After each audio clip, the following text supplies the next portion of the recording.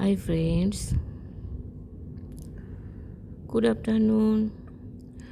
আমি আজকে একটু বেদানার উপরে ভিডিও করব, যার জন্য আমার ঘরে থাকা একটি বেদানাকে কেটে বা চিড়ে আমি আপনাদেরকে এর সম্বন্ধে একটু বলছি। আমার নেচার্স অ্যান্ড লাইফ দিশাকে একটি সাবস্ক্রাইব করে দেবেন, আর লাইক দিয়ে শেয়ার করে কমেন্ট করে আমাকে আরও নতুন নতুন ভিডিও বানাতে উৎসাহ যোগাবেন, কারণ এগুলি আমার ভিডিওগুলি অনেক তথ্যমূলক হয়, সেই জন্য থ্যাংক ইউ। একটা প্রশ্ন খুব করতে ইচ্ছা করে যে এই বেদানাকে বানিয়েছে কোন ইঞ্জিনিয়ার?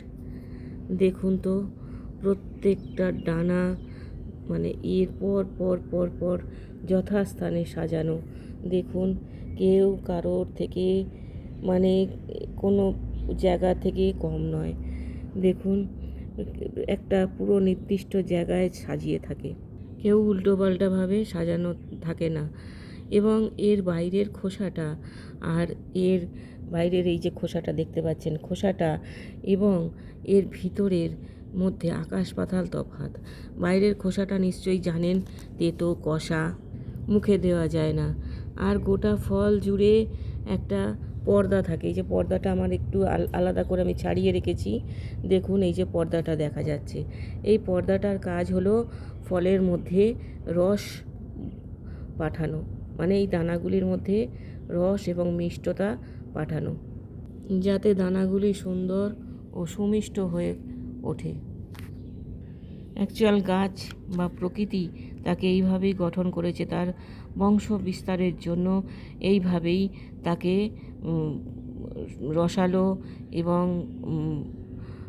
মিষ্টতা আবরণ দিয়ে বীজকে সংরক্ষণ করে রেখেছে, যাতে প্রাণীরা খেয়ে তাদের বিষ্ঠার সাথে সুমিষ্ট রসটা প্রাণীরা খেয়ে নেবে এবং বিষ্ঠার সাথে এই বীজকে অন্যত্রে ছড়িয়ে দেবে ঘাসের বংশবিস্তারের জন্য। অ্যাকচুয়াল আমরা আসলে যেটা খাই সেটা হচ্ছে বীজের বা গাছের নিরাপত্তার রস। এবার বাকি থাকলো খোসাটা। পর্দাটা বলে দিয়েছি, বীজ দানাগুলো বললাম, এবার খোসাটার মধ্যে পুনিক্যালোজেন্স ও ইলাজিটানিনস পলিফেনল থাকে। তার কারণেই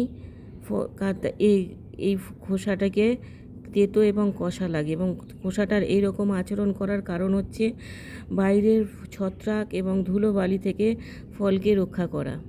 আর এই যে পর্দাটাকে বলা হয় সাপটা,